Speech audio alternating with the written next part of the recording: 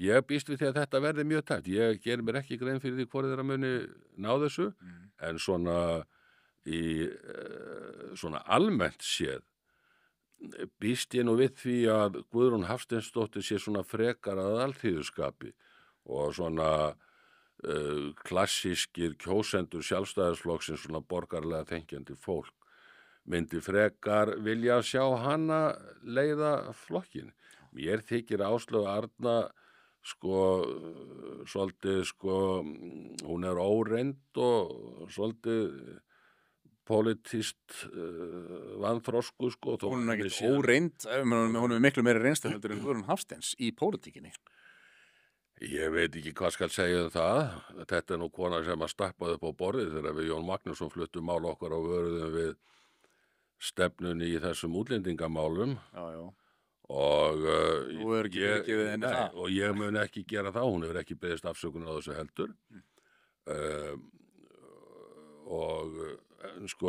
En sannleikurinn sá að við Jón höfðum rétt fyrir okkur en hún rangt fyrir sig En þetta var svolítið sjónarspil og það voru svona baktjaldamakk með þetta allt saman og ég náttúrulega átta mig á því að hún var náttúrulega bara verkfæri þáverandi varaformans flokksins Ólafur heiti Nordal í þessu máli, en þetta var mjög vegna þess að afgreiðslan þarna var mjög hún var óeðlileg. Þið voru bara púaðir niður. Já, þetta var bara púað á stapp.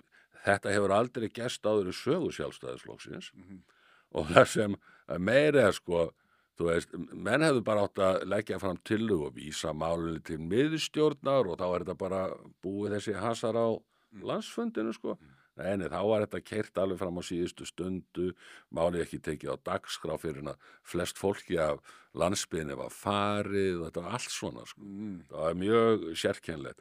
Þannig að mér líst nú ekki á hana sem formansefni vegna þess að þetta lýstu þetta fullkominni fyrirlitningu á opinni frjálsi umræðu og mjög ólíkt því sem á að gerast og á að vera praktíserað í Sjálfstæðisflokknum.